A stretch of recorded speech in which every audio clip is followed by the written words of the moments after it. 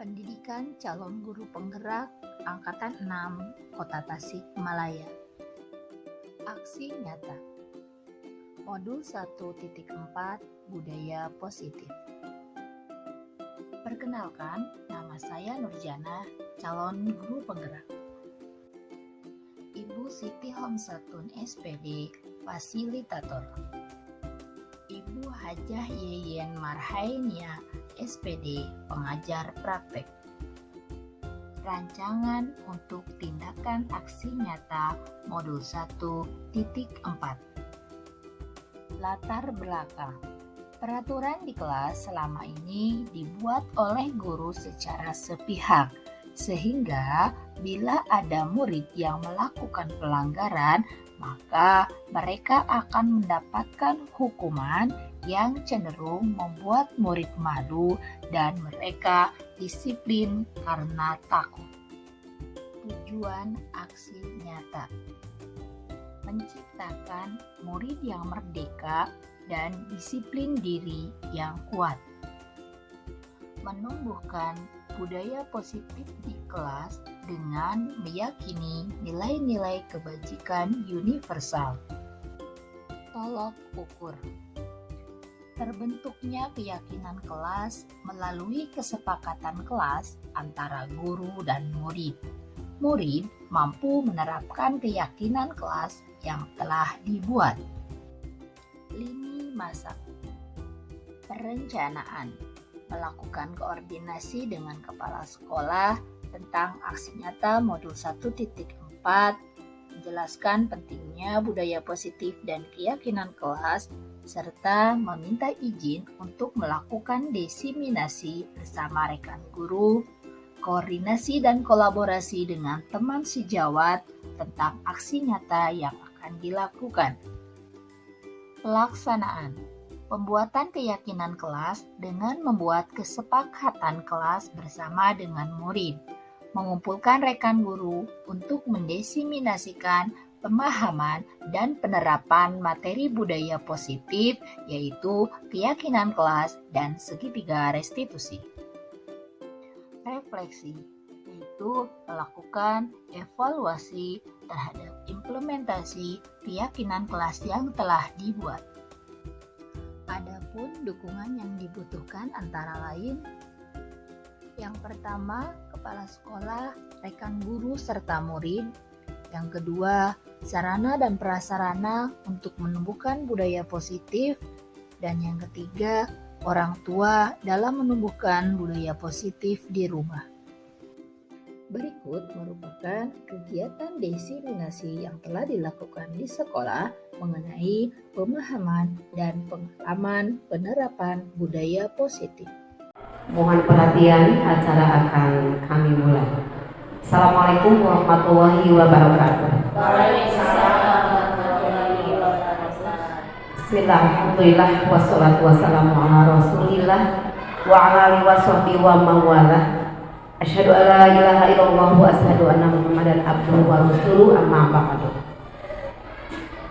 Ibu dan bapak guru yang saya hormati, alhamdulillah, puji dan syukur kepada Allah Subhanahu wa taala yang pada pagi hari ini atas ridho dan qudrat-nya lah kita bisa bersama-sama bertatap muka dalam acara diseminasi budaya positif. Mudah-mudahan acara ini akan menjadikan bekal bagi kita dan akan bermanfaat demi masa depan kita semua. Shalawat beserta salam mudah-mudahan senantiasa tercurah kepada junjungan alam Nabi besar Muhammad SAW, pada para sahabatnya, kepada keluarganya, dan mudah-mudahan kita selaku umatnya senantiasa taat pada ajarannya. Dan suatu saat nanti kita akan mendapat syafaat di yaumil zazah nanti. Amin ya rabbal alamin. Ibu dan bapak yang kami hormati, alhamdulillah pada pagi hari ini kita bisa bersama mengikuti kegiatan diseminasi budaya positif yang akan disampaikan oleh rekan kita, yakni Ibu Nurjana. Untuk itu, marilah kita buka acara ini dengan bacaan basmalah bersama-sama. Bismillahirrahmanirrahim. Selanjutnya, lantunan kalam ilahi yang akan dibacakan oleh yang terhormat Bapak Andi. Disilakan.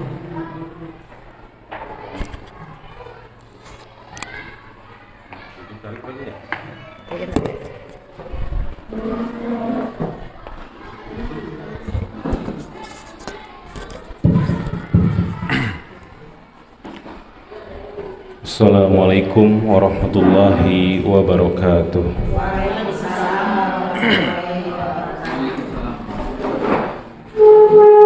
A'udzu billahi minasy syaithanir rajim.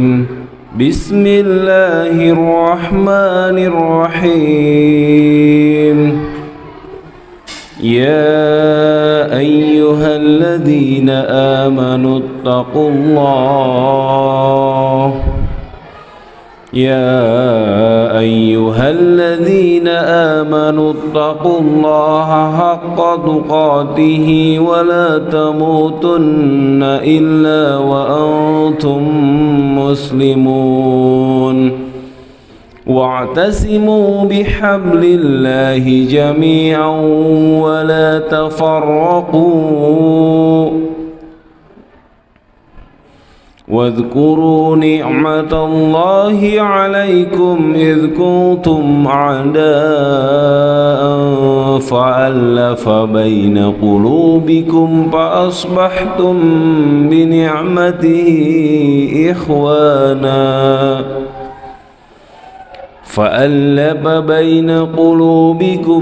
فأصبحتم بنعمته إخوانا وكنتم على شفا حفرة من النار فأنقذكم منها كذلك يبين الله لكم آياته لعلكم تهتدون ولتكن منكم أمة يدعون إلى الخير ويأمرون بالمعروف وينهون عن المنكر وأولئك هم المفلحون. Sadaqallahul azim. Sami'na wa ata'na ghufranaka rabbana wa ilaikal masir. Assalamualaikum warahmatullahi wabarakatuh.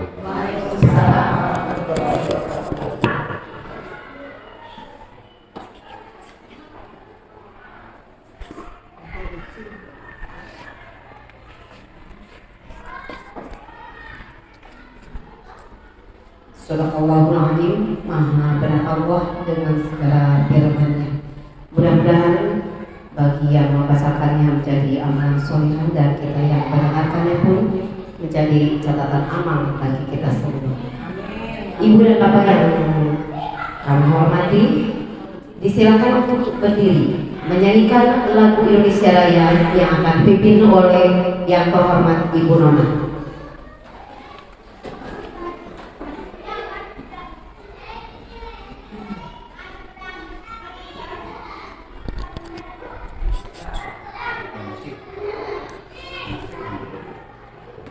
Hiduplah Indonesia Raya, Indonesia tanah airku, tanah tumpah darahku.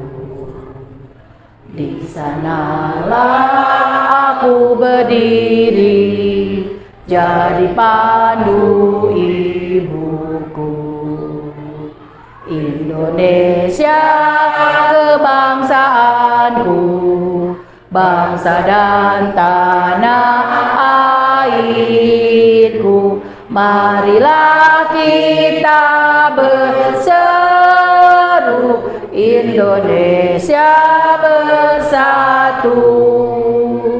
Hiduplah tanahku, hiduplah negeriku, bangsaku, rakyatku semuanya. Bangunlah jiwanya, bangunlah badannya untuk Indonesia Raya.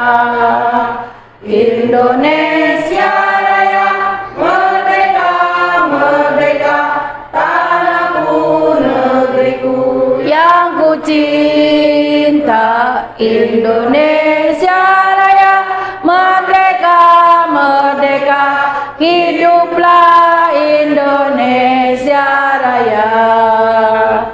Indonesia Raya, merdeka, merdeka, tanahku, negeriku yang ku cinta. Indonesia Raya, merdeka, merdeka, hiduplah Indonesia Raya.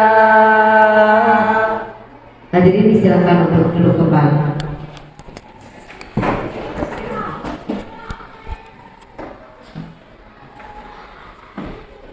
Ibu dan Bapak yang kami hormati, selanjutnya marilah kita simak bersama menyebarkan pemahaman dan pengalaman penerapan budaya positif yang akan disampaikan oleh pemateri, yakni Ibu Nurjana SPD. Kepadanya disilakan.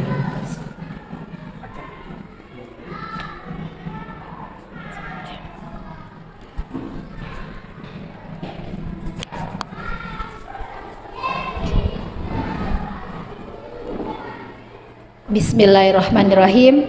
Assalamualaikum warahmatullahi wabarakatuh.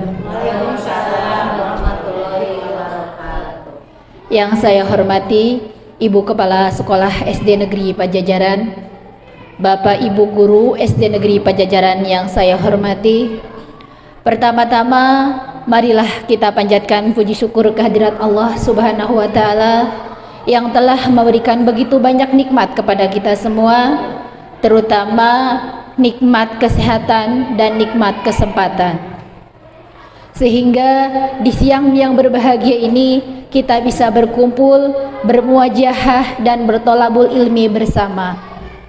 Salawat dan salam semoga tetap tercurah kepada junjungan kita semua, yakni Nabi Muhammad sallallahu alaihi wasallam, kepada para sahabat, para tabi'in, dan mudah-mudahan sampai kepada kita selaku umatnya.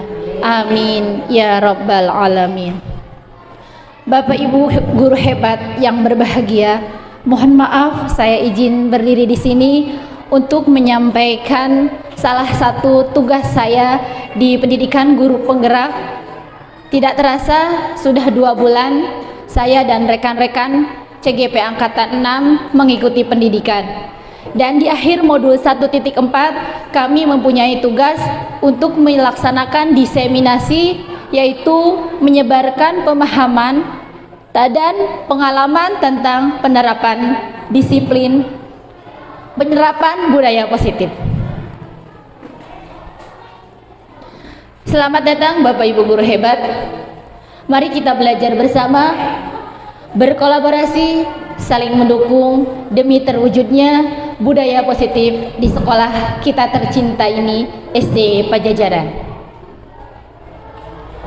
Konsep utama dari modul 1.4 adalah yang pertama, perubahan tentang paradigma belajar, yang kedua, disiplin positif, yang ketiga, kebutuhan dasar manusia, yang keempat, motivasi perilaku manusia, yang keenam, posisi kontrol restitusi, yang keenam, keyakinan kelas, dan yang terakhir, segitiga restitusi. Pembelajaran dengan paradigma baru. Saya yakin Bapak Ibu guru hebat di sini sudah tidak asing lagi dengan istilah ini, seiring dengan digembor-gemborkannya kurikulum merdeka. Nah, apa sih yang dimaksud dengan pembelajaran dengan paradigma baru itu? Yang saya pahami dan saya terima dari modul 1.4 ini adalah bahwa pembelajaran paradigma baru itu merupakan pembelajaran yang dirancang dengan prinsip pembelajaran berdiferensiasi, sehingga dapat memenuhi setiap kebutuhan murid dan perkembangannya demi mewujudkan profil pelajar Pancasila. Dan saya sangat yakin Bapak Ibu guru hebat di sini sudah mengetahui tentang profil pelajar Pancasila. Ada berapa Bapak Ibu?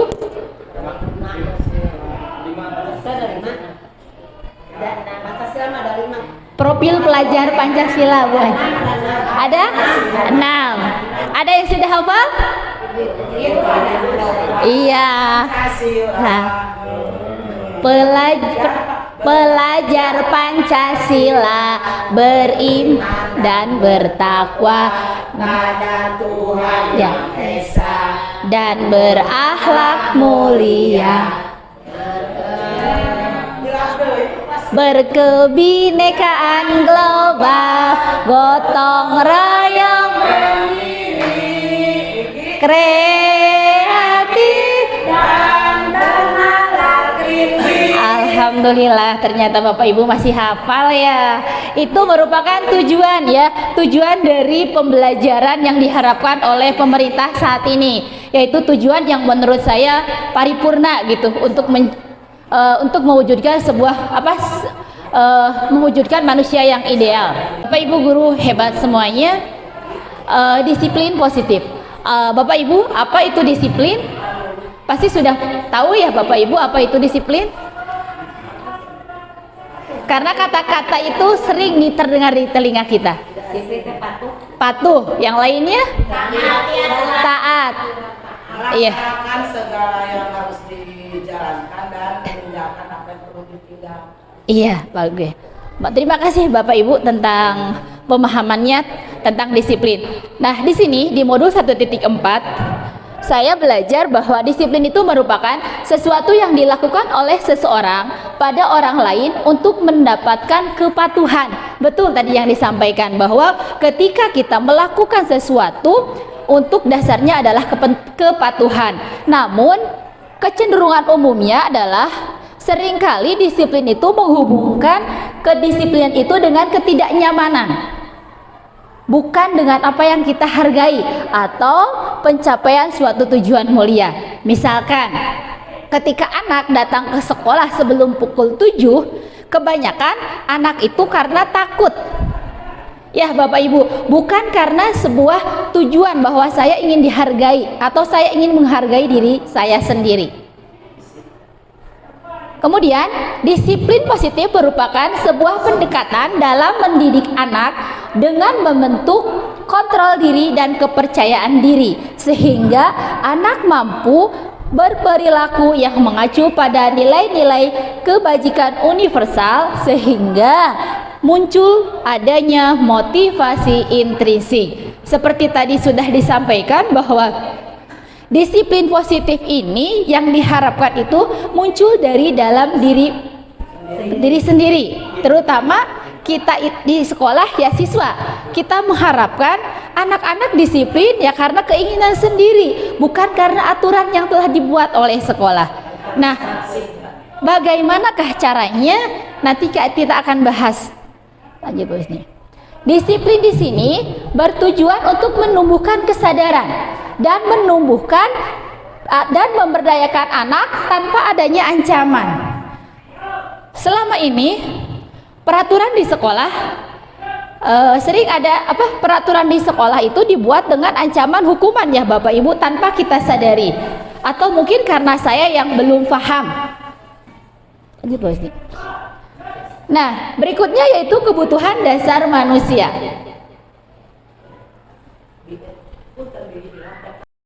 Ya, yang berikutnya yaitu kebutuhan dasar manusia. Yang pertama, kebutuhan bertahan hidup atau kebutuhan psikologis yang berhubungan dengan kebutuhan jasad kita, Bapak Ibu. Anak-anak kita, murid-murid kita membutuhkan yang namanya makanan, minuman, kemudian pakaian, atau kita lebih sering mengenalnya dengan kebutuhan sandang, pangan, dan papan ya Bapak Ibu. Kemudian yang kedua, kebutuhan kasih sayang dan rasa diterima. Pernah mungkin Bapak Ibu atau bahkan sering menjumpai anak-anak kita yang caper di kelas. Cari perhatian, itu artinya anak itu membutuhkan kasih sayang dari kita. Mereka membutuhkan rasa diterima oleh kita. Bagaimana pemenuhannya? Yang ketiga yaitu penguasaan. Anak-anak kita dengan beraneka ragam karakteristiknya, kadang ada salah satu atau mungkin lebih, mereka di kelas ada yang ingin menguasai di antara teman-temannya. Nah, itu adalah kita identifikasi bahwa anak itu membutuhkan penguasaan. Kebutuhan itu harus kita penuhi dengan cara bagaimana? Dengan cara kita mengarahkan ke arah yang lebih baik. Penguasaan seperti apa? Kemudian yang keempat, kebebasan. Ini sesuai dengan kurikulum yang saat ini sedang digembor-gemborkan oleh pemerintah, yaitu kurikulum merdeka. Nah, kita sebagai seorang pendidik harus mampu memberikan kebebasan kepada peserta didik dalam menerima materi atau menerima pembelajaran sesuai dengan kemampuan mereka masing-masing, Bapak Ibu. Kita tidak bisa menyamakan di satu kelas itu 30, mereka harus sama, misalkan menguasai perkalian 10 semuanya dalam waktu itu. Tidak bisa, kita harus mengelompokkan. 5 orang ini baru bisa 1 sampai 2. Bahkan mungkin ada yang belum bisa perkalian 1 pun. Nah, itu kita sebagai guru harus memberikan kebebasan. Dan yang terakhir adalah kesenangan. Anak-anak didik kita membutuhkan kesenangan, Bapak Ibu. Bagaimana kita sebagai seorang pendidik, kita sebagai seorang guru menciptakan pembelajaran yang menyenangkan sehingga bermakna kepada peserta didik. Kemudian berikutnya, dari kebutuhan dasar tersebut maka akan muncul yang namanya motivasi. Apa itu motivasi? Motivasi merupakan dorongan yang timbul pada diri seorang untuk melakukan tindakan dengan tujuan tertentu. Tadi Bapak Ibu, bahwa ketika anak melakukan hal yang aneh, ternyata tujuannya ingin kebutuhannya terpenuhi. Nah, motivasi ini ada 3, Bapak Ibu. Yang pertama yaitu motivasi untuk menghindari ketidaknyamanan atau hukuman. Misalkan tadi ketika anak tidak mengerjakan PR, kan biasanya, mohon maaf ini pengalaman saya pribadi, ketika anak tidak mengerjakan PR, maka saya akan bilang, kenapa kamu tidak mengerjakan PR? Langsung saya ngegas ya Bapak Ibu. Otomatis anak tersebut akan merasa, ibu cina. Nah, timbul keinginan dari mereka itu untuk besoknya mengerjakan PR karena takut nanti bu guru negur. Ya Bapak Ibu, ini merupakan motivasi yang datang dari luar atau motivasi ekstrinsik. Kemudian yang kedua adalah motivasi untuk mendapatkan imbalan dari orang lain atau institusi. Ternyata dari modul 1.4 ini Bapak Ibu, ketika kita memberikan imbalan kepada anak didik itu tidak tepat Bapak Ibu. Ya, karena apa?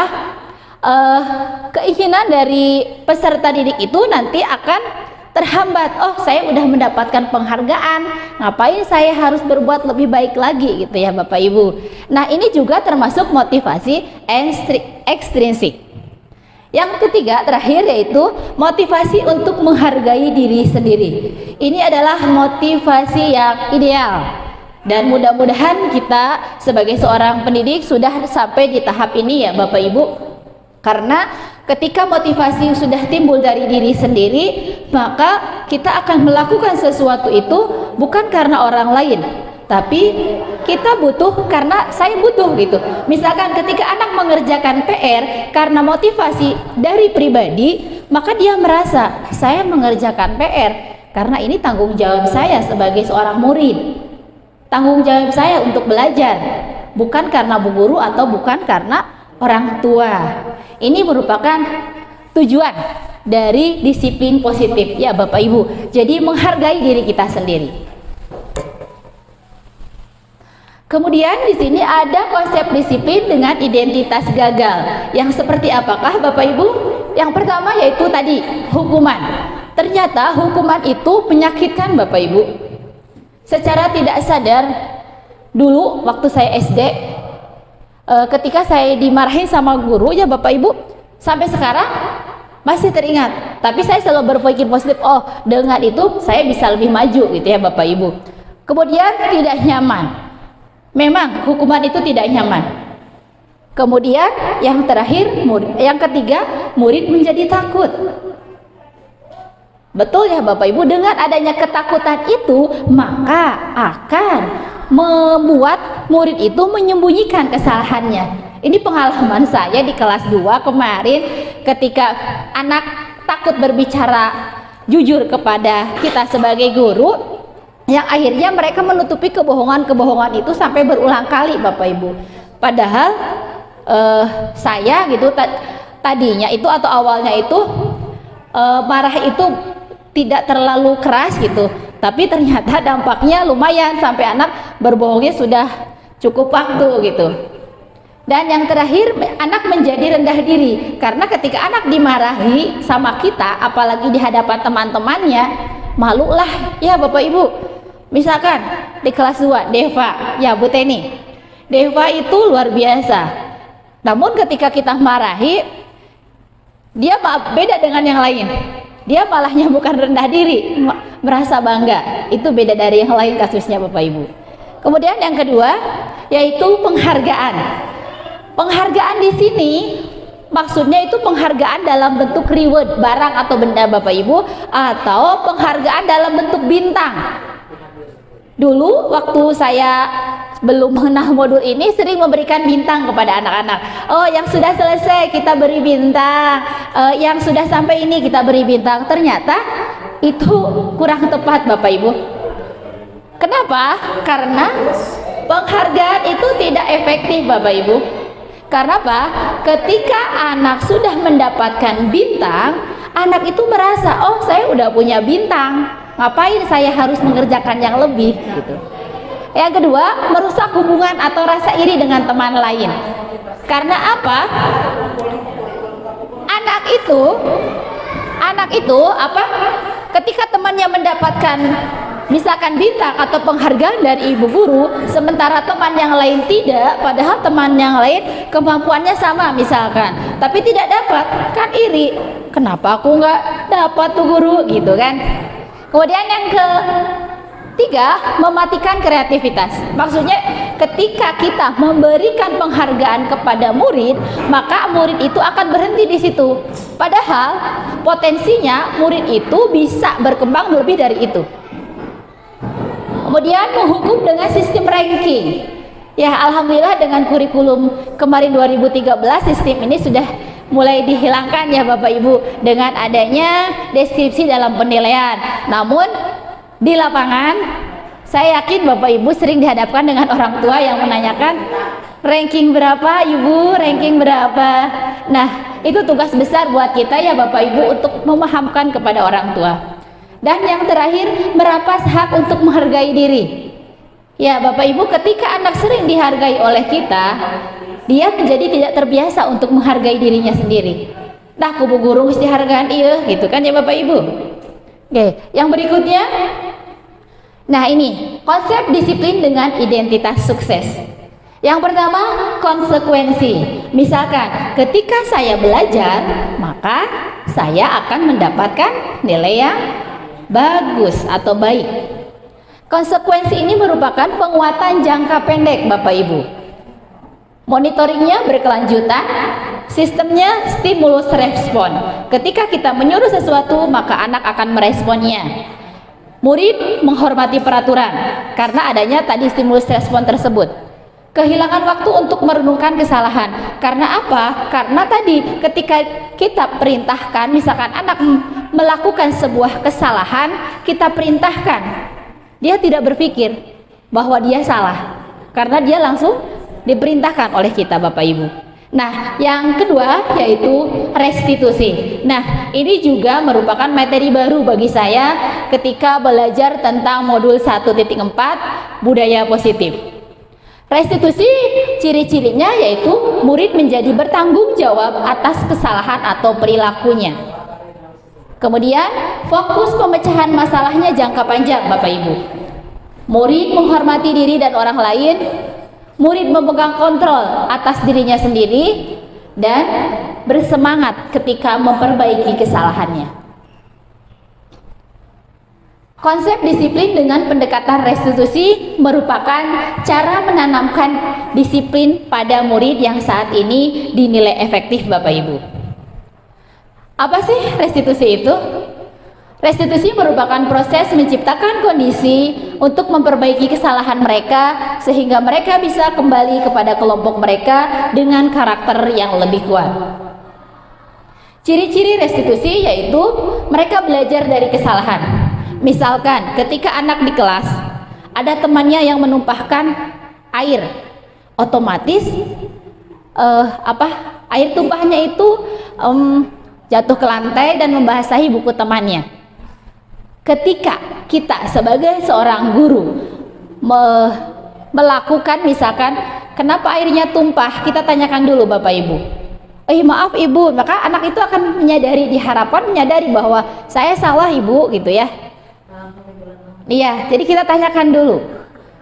Kemudian memperbaiki hubungan. Kenapa di sini memperbaiki hubungan? Karena di restitusi itu terjadi yang namanya komunikasi antara murid dengan guru. Jadi tidak langsung kita marahi, kamu buka ini nggak bisa, buka air minum gitu kan. Itu yang kadang saya lakukan Bapak Ibu.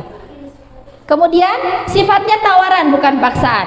Misal ketika ada anak tadi menumpahkan air minum, kita tanya, apa kesalahan kamu?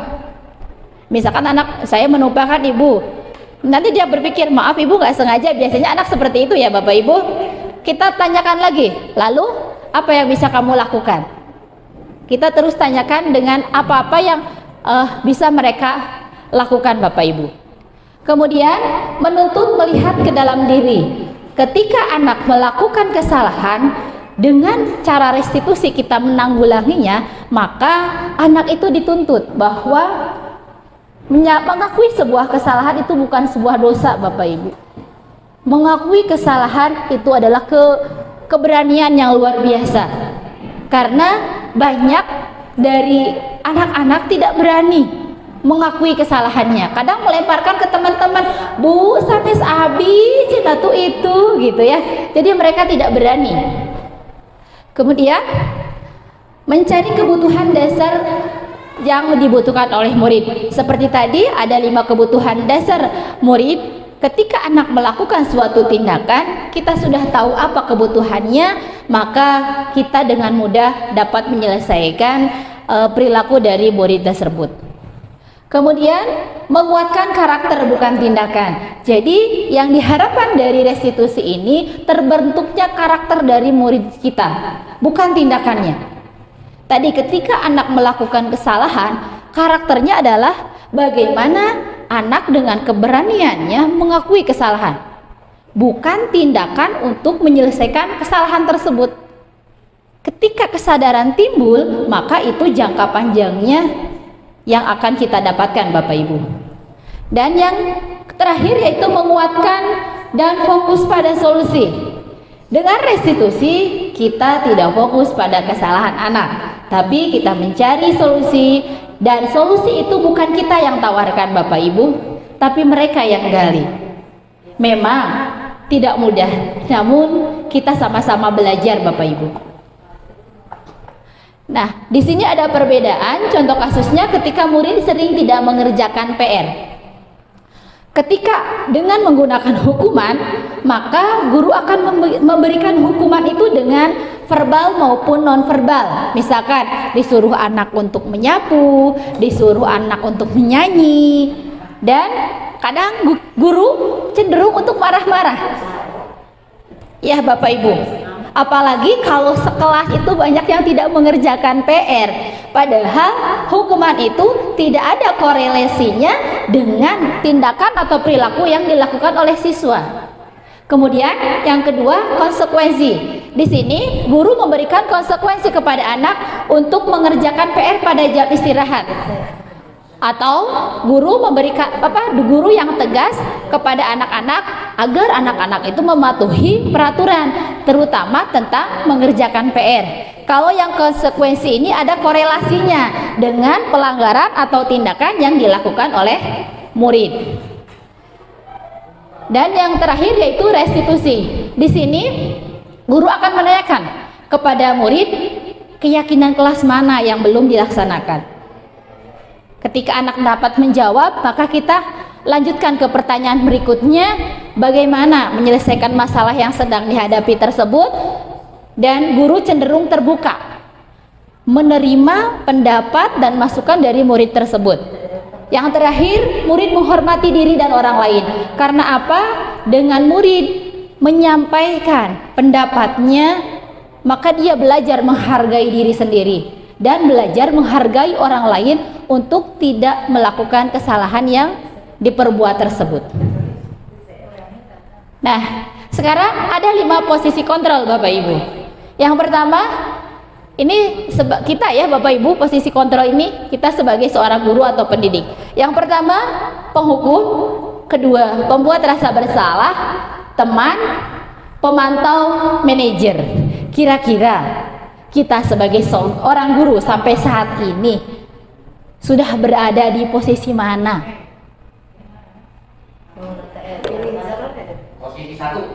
Posisi 1. Sama Bapak, saya juga masih di posisi 1.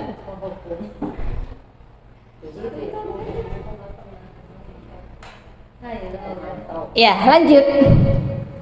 Contoh penerapan posisi kontrol ya Bapak Ibu, ketika setiap hari Senin anak-anak banyak yang tidak memakai topi atau tidak memakai seragam sepatu ketika upacara. Ketika kita menerapkan posisi penghukum, maka kita akan berkata kepada murid, kamu tahu tidak peraturan sekolah kita ketika upacara? Ya.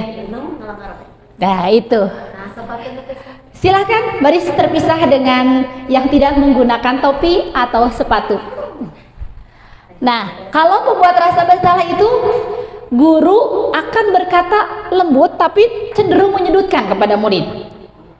Iya, misal berapa kali Bu Guru berkata atau Bu Guru bilang, ya, Bu Guru sudah berulang kali kalau hari Senin pakai topi, sepatunya seragam. Halus, tapi membuat murid itu tersudut, merasa bersalah Bapak Ibu. Kemudian yang ketiga, teman. Guru memposisikan dirinya sebagai teman dengan murid Bapak Ibu. Kata-katanya ini lebih halus dari pembuat rasa bersalah, lebih akrab istilahnya ya Bapak Ibu. Misalkan, ayolah tertib, buat Bu Guru bangga. Seperti itu Bapak Ibu. Kemudian yang keempat yaitu sebagai pemantau. Pemantau ini tadi dengan itu berhubungannya dengan konsekuensi Bapak Ibu. Ketika murid sudah mengetahui peraturan sekolah, maka mereka tahu konsekuensinya. Maka posisi itu di posisi pemantau. Dan yang terakhir adalah posisi kontrol manajer. Ini adalah posisi yang diidealkan sebagai seorang pendidik Bapak Ibu. Semoga kita semua sama-sama belajar untuk sampai ke tahap ini Bapak Ibu. Manajer. Tahap manajer ini kita sebagai seorang guru akan berkomunikasi. Ketika anak melakukan kesalahan, kita melakukan komunikasi apa penyebabnya, apa manfaatnya. Jadi manajer ini menggunakan restitusi dalam menyelesaikan masalahnya Bapak Ibu. Keyakinan kelas. Bapak Ibu dari tadi mungkin terbersit, naon sih keyakinan kelas? Betul tidak Bapak Ibu? Betul. Iya. Apa sih keyakinan kelas? Kenapa harus keyakinan kelas?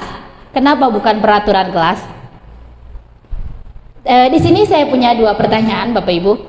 Yang pertama, mengapa ada peraturan menggunakan helm saat kita mengendarai kendaraan bermotor roda 2 Bapak Ibu? Untuk aman Bapak Husni. Yang lainnya?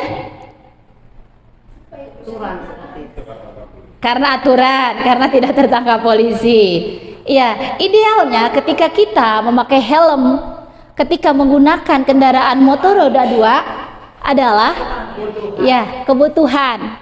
Betul, itu karena untuk keselamatan kita. Bukan karena takut ditilang polisi.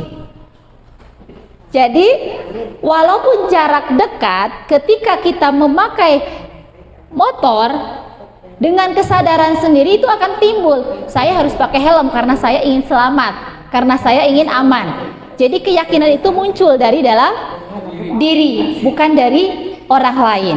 Kemudian kemarin waktu kita pandemi, peraturan ini atau keyakinan ini digembor-gemborkan oleh pemerintah Bapak Ibu. Misalnya, yaitu mengapa kita memiliki aturan pakai masker dan cuci tangan. Walaupun saat ini aturan ini sudah longgar Bapak Ibu. Namun ketika pandemi, kita menyadari bahwa kita ingin sehat. Kita ingin orang lain sehat, tidak tertular dari kita Bapak Ibu. Berikut kegiatan membuat keyakinan kelas ketika kelas 2. Di kelas 2. Yang pertama, ketika kita membuat keyakinan kelas, kita berdiskusi dahulu terhadap peserta didik dengan murid. Kesepakatannya mau seperti apa ketika kita belajar. Saya menerapkan ini sejak awal mengikuti pembelajaran di pendidikan guru penggerak Bapak Ibu. Karena apa? Pertama kali saya mengikuti kelas di asinkronus, di sana ada sebuah motivasi bahwa ketika kita melakukan sesuatu itu akan terasa enak, terasa nyaman ketika timbul dari diri sendiri. Saya coba terapkan di anak-anak, meskipun karena skalanya masih kelas 2, keyakinan kelas yang kami buat belum terlalu banyak. Kita tawarkan, misalkan kelas kita mau seperti apa? Nanti anak akan mengacungkan tangan, Bu, kelas kita mau tidak ada yang saling mengejek, Bu, tidak ada yang mau mengganggu, katanya. Maka kita ambil nilai-nilai universal itu menjadi nilai apa? Berarti kita ambil misalkan menjadi saling menghargai. Kita jadikan nilai universal itu menjadi keyakinan. Awalnya keyakinan belajar dulu. Belajar pada hari itu. Ketika misalkan besoknya lagi kita akan belajar, anak-anak merasa butuh nilai tersebut, kita jadikan lagi menjadi keyakinan belajar. Ketika keyakinan belajar itu dirasa butuh oleh peserta didik, maka kita jadikan menjadi keyakinan kelas. Yaitu tadi seperti yang saya sampaikan, merumuskan ya Bapak Ibu, kesepakatan belajarnya menjadi keyakinan kelas. Dan yang terakhir adalah peserta didik menempelkan keyakinan kelas tersebut di dinding, di papan tulis, dan dari papan tulis itu kami buat menjadi keyakinan kelas dalam bentuk banner. Seperti ini Bapak Ibu. Mungkin untuk kelas lain bisa bervariasi ya Bapak Ibu. Keyakinan kelas itu disesuaikan dengan kebutuhan dan karakteristik murid-muridnya. Nah, ketika kita sudah memiliki keyakinan kelas ini, diharapkan nanti akan tercipta atau ada yang namanya keyakinan sekolah. Jadi, keyakinan kelas berbeda dengan peraturan. Kalau peraturan kelas itu biasanya sama antara kelas 1 dengan kelas yang lain. Tapi dari modul yang saya pelajari ini bahwa keyakinan kelas itu berbeda-beda. Karena setiap murid, setiap kelas itu kebutuhannya berbeda-beda. Kelas tinggi tentunya keyakinan kelasnya akan lebih kompleks ya Bapak Ibu. Beda dengan kelas bawah. Nah, bagaimana pembentukan keyakinan kelas itu? Yang pertama, keyakinan kelas itu harus lebih abstrak dari peraturan. Misalnya, kalau peraturan itu datang ke sekolah sebelum pukul 7, memakai seragam ke sekolah. Kalau keyakinan kelas, bentuknya lebih abstrak langsung. Murid dan guru harus disiplin. Jadi yang digarisbawahinya itu disiplin Bapak Ibu. Kemudian berupa pernyataan universal. Pernyataannya bersifat umum, tidak khusus. Yang ketiga, dibuat dalam bentuk positif. Karena kata-kata positif itu ternyata pengaruhnya luar biasa Bapak Ibu. Ketika kita diberi kata-kata, diberi penguatan positif, maka akan terngiang di memori kita. Saya di sini belajar bagaimana ketika pada anak-anak, apapun tingkah laku mereka, saya belajar berucap kata-kata yang baik kepada anak-anak. Tapi di lapangan jauh berbeda Bapak Ibu. Pengalaman ada di kelas 2 ketika saya sebutkan, Bager, Soleh, yuk kita kerjakan. Apa jawaban anak itu? Maaf Ibu, kata ayah Ibu, aku bukan anak soleh, aku anak bandel. Saya di sana merenung, ya Allah, kok ada orang tua yang memberi label kepada putranya seperti itu gitu. pembelajaran dan pengalaman itu merefleksi kepada diri saya bahwa saya kedepannya gitu, yang lalu mungkin pernah saya lakukan, kedepannya bahwa tidak boleh berkata-kata yang negatif kepada anak-anak. Ternyata tercatat di memorinya. Saya konfirmasi ke orang tuanya, iya benar katanya. Itu walaupun hal tersebut sudah lama, tapi memori itu terngiang di otak anak. Kemudian sedikit agar mudah diingat tadi, di kelas 2 ada 4 yang kita garis bawahi, yaitu saling menghargai dan saling menyayangi, disiplin, semangat, dan bertanggung jawab. Alhamdulillah anak-anak sudah hafal, tinggal pelaksanaannya yang masih berproses Bapak Ibu. Semoga kita dipermudah dalam pelaksanaan dan penyesuaiannya. Kemudian yang berikutnya, sesuai kondisi kelas agar mudah diterapkan. Tadi Bapak Ibu, jadi keyakinan kelas itu disesuaikan dengan kebutuhan kelas masing-masing. Dan yang terakhir, semua warga kelas dilibatkan saat merumuskan keyakinan kelas. Kita tidak bisa buat secara sepihak. Kita tanyakan dulu, kira-kira kelas kita mau seperti apa? Berikutnya, segitiga restitusi. Ini merupakan teori yang luar biasa Bapak Ibu yang saya pelajari dari modul ini. Ketika kita menjumpai murid di kelas ataupun di luar kelas melakukan suatu tindakan yang tidak kita harapkan, maka yang pertama kita menstabilkan identitas. Ketika misalkan ada anak bermain bola di lapangan, berantem, nangis, kita tunggu sampai anak itu berhenti menangis, sampai emosinya stabil, baru kita ajak dia berpikir. Karena ketika emosi tidak stabil, maka tidak akan nyambung Bapak Ibu. Yang kedua, validasi kebutuhan. Kita tanyakan, kenapa mereka melakukan hal tersebut? Mereka menyadari tidak bahwa itu sebuah kesalahan? Dan yang terakhir, menanyakan keyakinan kelas. Kita tanyakan, kira-kira keyakinan kelas mana yang sudah mereka langgar? Apa yang akan mereka lakukan untuk memperbaiki dirinya? Biarkan jawaban itu muncul dari murid-murid, bukan dari kita Bapak Ibu. Ini merupakan penerapan segitiga restitusi dan merupakan salah satu tugas saya di modul 1.4. Di awal kami ditugaskan untuk membuat dialog tentang segitiga restitusi dengan 2 kasus yang berbeda dan bagaimana cara pemecahan masalahnya.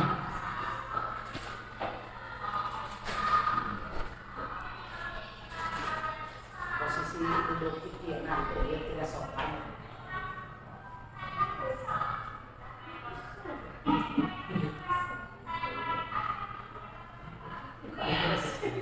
Posisi duduk itu tidak sopan.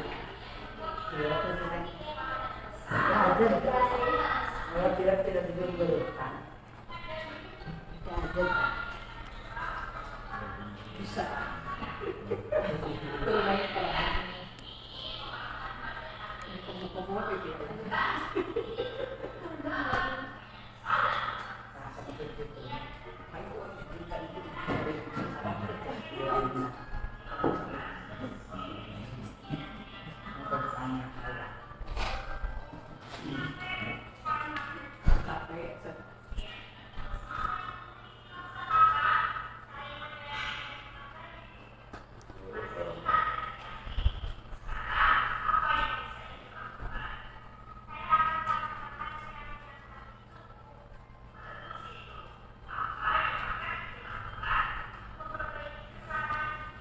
Karena ini skenario, maka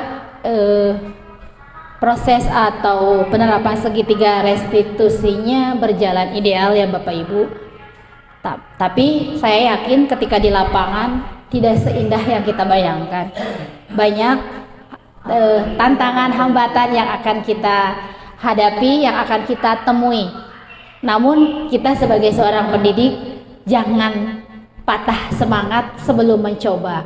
Ketika gagal sekali, coba lagi. Gagal sekali, coba lagi. Karena Kesuksesan berawal dari kegagalan. Kegagalan merupakan awal dari kesuksesan.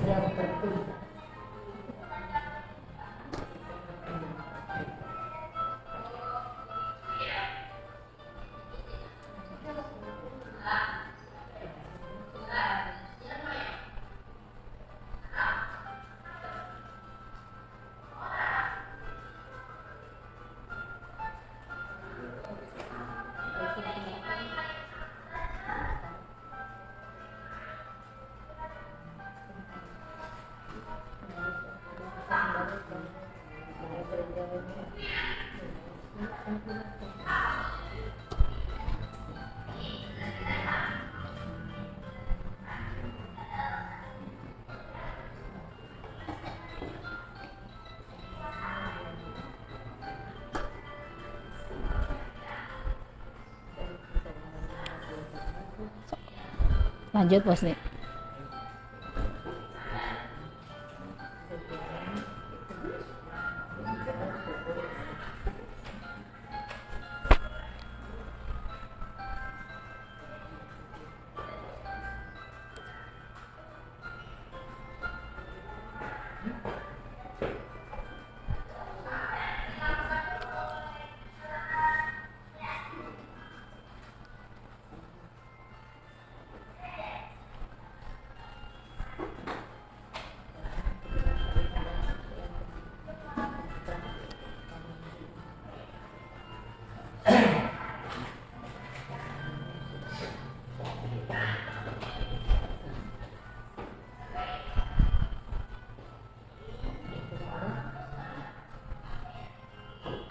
Ya, terima kasih Bapak Ibu.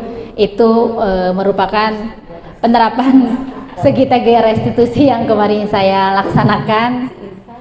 Semoga kedepannya saya pribadi belajar terus bagaimana penerapannya, dan mudah-mudahan kita bisa sama-sama berkolaborasi menerapkan tentang segitiga restitusi ini.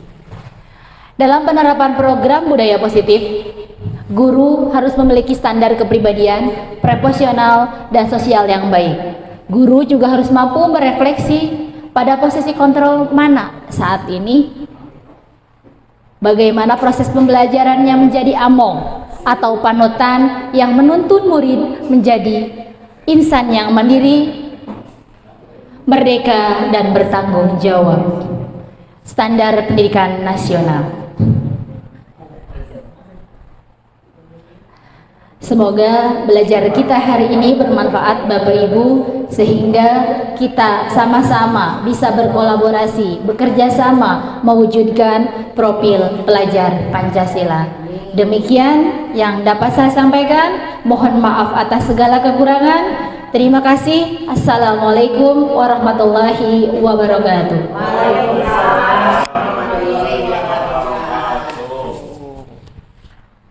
Beri applause semuanya kepada pemateri kita. Alhamdulillah, terima kasih. Kita memiliki guru penggerak yang begitu hebat, yang mampu menularkan segala ilmu yang telah dia dapatkan selama 2 bulan ini, sehingga penularan ilmu untuk ke arah yang lebih baik di dalam pembelajaran bisa kita simak bersama, dan mudah-mudahan semua ilmunya bermanfaat bagi dirinya dan bagi kita semua, dan kita pun akan meniru ke arah tadi ada perjanjian kelas tadi kan? Keyakinan kelas. Terima kasih kepada yang terhormat Ibu Nur yang telah memberikan materi tentang diseminasi tentang kegiatan positif ya.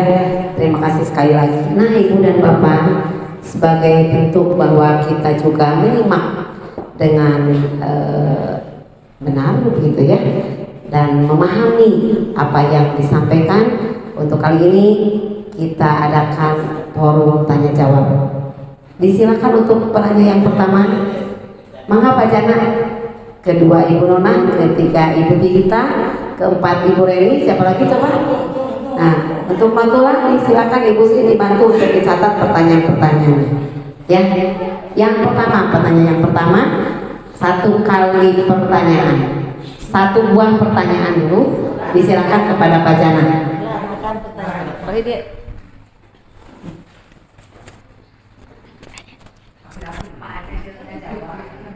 Mohon maaf, setelah saya menyimak tadi dan ada kontribusi dari Pak Aceh tentang keyakinan belajar dan kelas, tentang keyakinan kelas, mungkin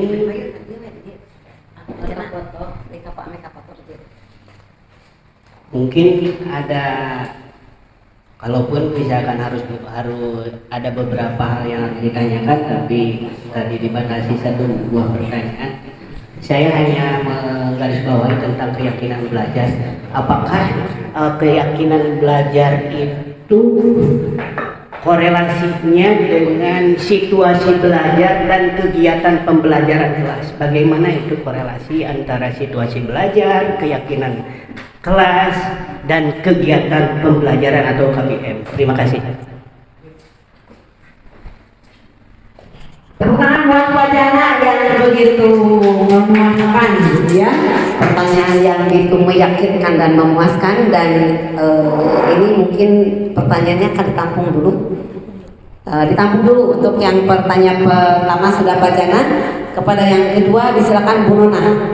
Ya, Bu Sri tolong dibantu untuk dicatat.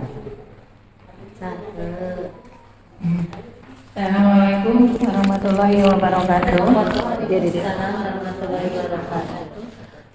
Tadi ada keyakinan kelas itu disebutkan kesepakatan antara guru dan siswa.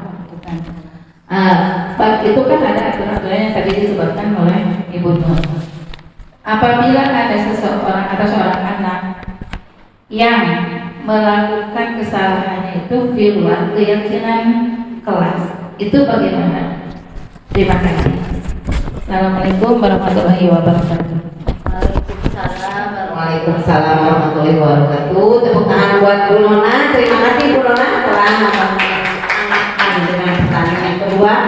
Selanjutnya untuk pertanyaan yang ketiga, penanya yang ketiga yang akan disampaikan oleh Ibu Tita. Oh, Sami ternyata sama, ada Ibu Tita itu sama. Selanjutnya Bu Reni aja. Bu Reni, Sumangga Kapayun Bu Reni. Di sini aja. Di sini nanti tidak apa-apa di Mesame.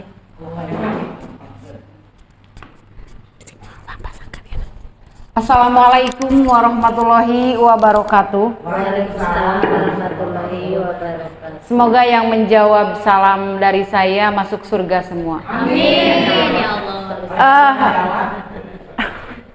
Begini ya Bu, terima kasih atas segala paparannya beserta sharing ilmunya. Saya akan bertanya, maaf bukan menjawab ya. Bagaimana menghadapi anak yang tidak sejalan dengan keyakinan kelas atau istilahnya mah ngeyel ya. Semoga ada solusi yang tepat khusus untuk saya pribadi, umumnya untuk semua. Terima kasih Bu. Sudah. Tepuk tangan buat Bu Reni. Alhamdulillah pertanyaan yang begitu simpel tetapi padat dan mudah-mudahan menantang untuk dijawab lebih lanjut oleh yang terhormat Ibu Nurjana selaku pemateri pada kali ini. Maka Ibu Nurjana dijawab satu-satu. Pertanyaan yang pertama dari Pak Jana. Terima kasih Bapak Ibu guru hebat atas partisipasinya. Luar biasa pertanyaannya. Berarti Bapak Ibu guru hebat menyimak full penjelasan dari yang saya paparkan tadi. Untuk yang pertama dari Pak Jana, apa kaitannya keyakinan kelas dengan situasi belajar di kelas? Seperti itu Bapak? Iya. Disimpulkan seperti itu. Iya. Ketika kita membuat keyakinan kelas seperti tadi sudah saya sampaikan bahwa keyakinan kelas itu berawal dari kesepakatan belajar. Misalkan hari ini kelas, Bapak kelas 6 ya Pak ya? Kelas 6 akan belajar tentang praktek magnet. Maka kira-kira kesepakatan belajar seperti apa yang diinginkan atau yang dibutuhkan untuk mendukung kegiatan belajar itu? Kita tawarkan kepada murid-murid agar pembelajaran itu mendukung. Nanti otomatis anak akan menginginkan, saya ingin belajar magnetnya seperti ini Pak Guru. Yang lain juga akan berpendapat. Kita tampung. Setelah kita tabung, kita pilah menjadi satu nilai kebajikan universal.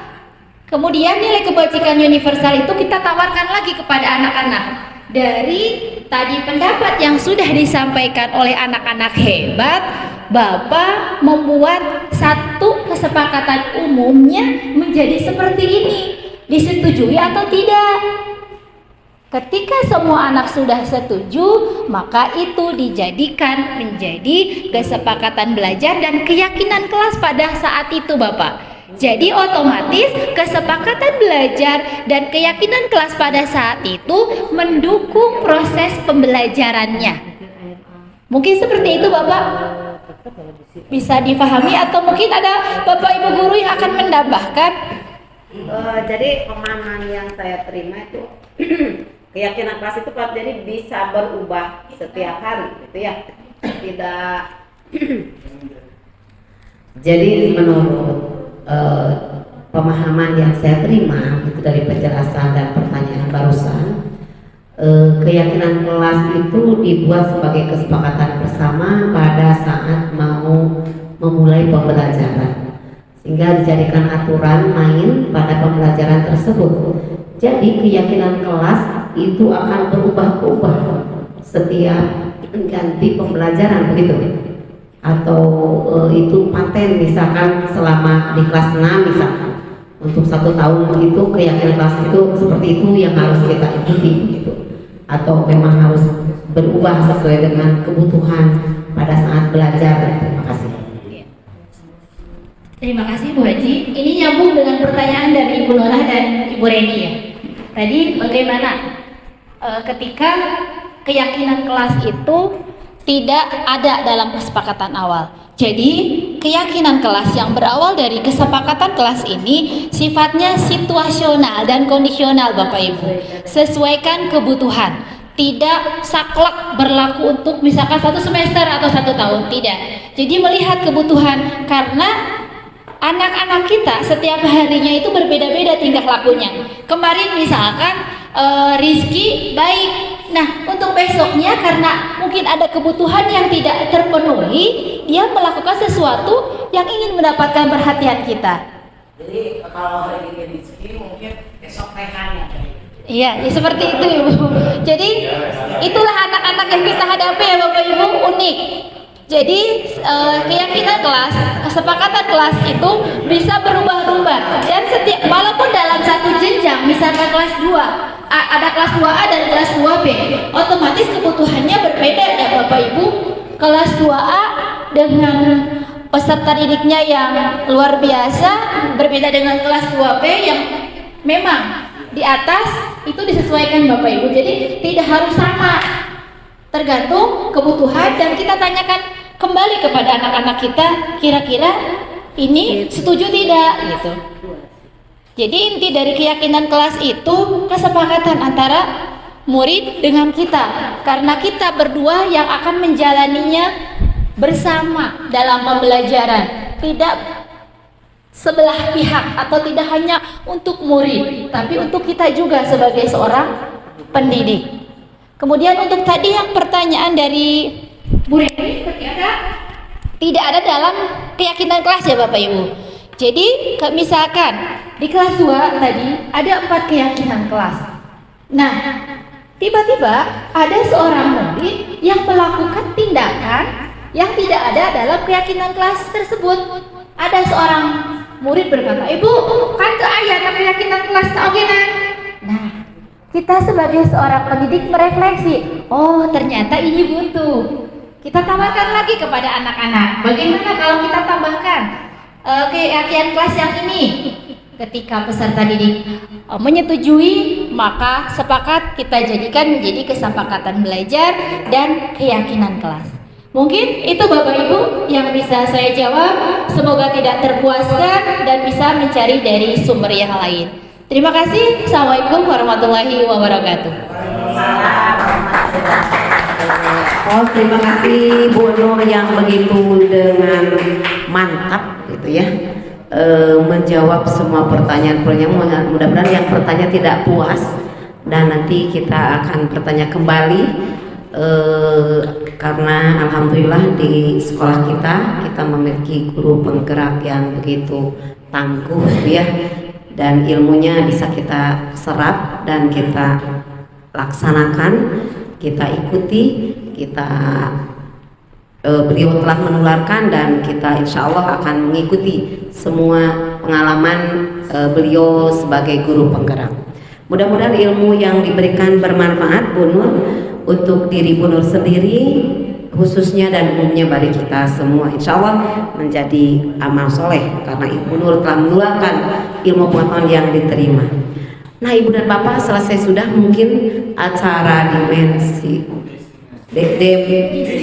diseminasi tentang budaya positif.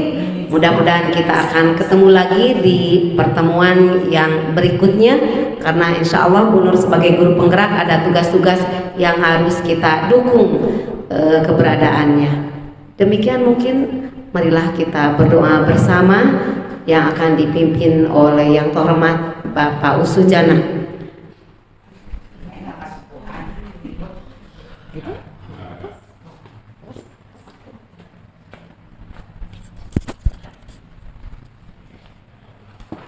Assalamualaikum warahmatullahi wabarakatuh.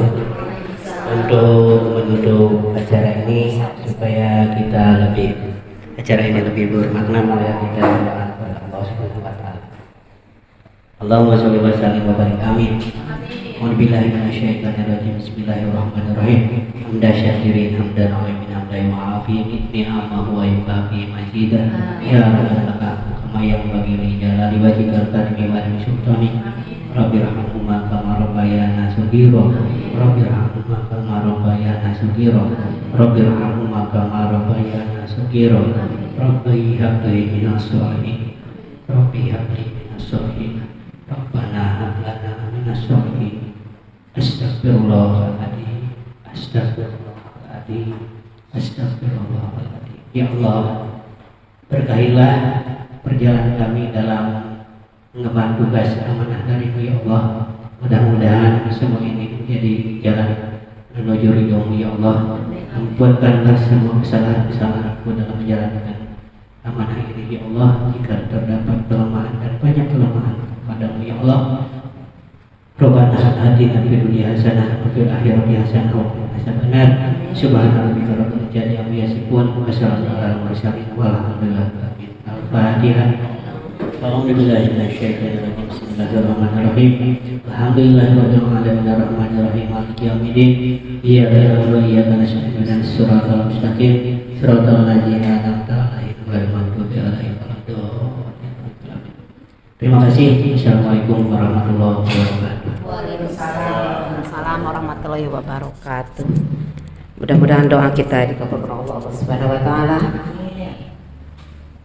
Dalam sayur liwet ada kerak, lebih nikmat dimakan dengan sambal. Sungguh bangga Bu Nur menjadi guru penggerak. Mudah-mudahan menjadi guru yang lebih handal. Tepuk tangan semuanya. Terima kasih Bu Nur. Sukses selalu. Doa kami semua untuk Bu Nur menjadi guru penggerak dan akan membawa nuansa yang lebih baik di kedepannya untuk SD kita tercinta yaitu Negeri Pajajaran. Ibu dan Bapak, terima kasih atas perhatiannya. Sekali lagi untuk Ibu Nur Nurjana, dan marilah kita tutup bersama. Tepuk tangan aplaus ya. Sekali lagi terima kasih, dan marilah kita tutup bersama acara ini dengan bacaan hamdalah bersama-sama. Alhamdulillahirrahmanirrahim. Terima kasih atas perhatiannya. Mohon maaf atas segala kekurangan saya selaku pembawa acara. Mohon maaf sekali lagi. Wassalamualaikum warahmatullahi wabarakatuh. Assalamualaikum warahmatullahi wabarakatuh. Saya Heni Yulia, SPD MPD, Kepala Sekolah SDN Pajajaran, di mana Ibu Nurjanah bertugas. Saya bangga dengan Bapak dan Ibu guru di SDN Pajajaran yang mempunyai etos kerja yang tinggi, khususnya bagi Ibu Nurjanah yang masuk menjadi calon guru penggerak. Diseminasi yang dipaparkan oleh Ibu Nurjanah merupakan tugas yang nyata pendidikan calon guru penggerak. Mudah-mudahan pembahasan ini akan terus berlanjut dan akan menjadi motivasi dan contoh bagi guru-guru yang ada di SD Pajajaran ini untuk bisa mengimplementasikan dan mewujudkan disiplin positif di sekolah yang kita cintai ini. Selamat kepada Ibu Nurjanah yang sudah melaksanakan diseminasi dengan baik dan lancar. Semangat terus berproses untuk pendidikan calon guru penggerak sampai lulus. Terima kasih. Wassalamualaikum warahmatullahi wabarakatuh. Nama saya Tita Suprihatin, rekan kerja daripada Ibu Nurjanah selaku guru penggerak di SD Negeri Pajajaran. Setelah tadi menyimak paparan yang telah dipaparkan oleh Ibu Nur, alhamdulillah banyak sekali ilmu yang dapat saya terima. Mudah-mudahan saya pribadi ataupun seluruh guru yang ada di SD Pajajaran bisa melaksanakan apa yang telah tadi dipaparkan. Umumnya mungkin untuk kelas dulu. Apa yang menjadi tujuan kita pembelajaran? Anak itu harus tahu, hak anak itu harus bebas sekarang. Jadi kita jangan selaku guru, kita jangan sampai egois. Kita harus begini. Sebab anak-anak itu berkarakter semuanya. Tidak ada dari sekian siswa karakternya sama. Jadi kita jangan sampai memberikan ke anak itu ini harus kamu harus bisa ini, padahal beliau itu anak kita itu tidak sama kemampuannya dengan anak yang lain. Makanya untuk tadi begitu banyaklah tamparan kepada saya pribadi, ternyata banyak sekali kesalahan. Oh ternyata beginilah cara mengajar itu yang baik, harus beginilah, harus begitulah. Peran guru itu harus apa dengan anak didik itu. Anak didik itu harus bagaimana dengan kita. Mudah-mudahan menuju Merdeka Belajar semuanya sudah siap untuk menyambutnya dengan cara-cara apa yang telah tadi dipaparkan. Mungkin begitu. Wassalamualaikum warahmatullahi wabarakatuh.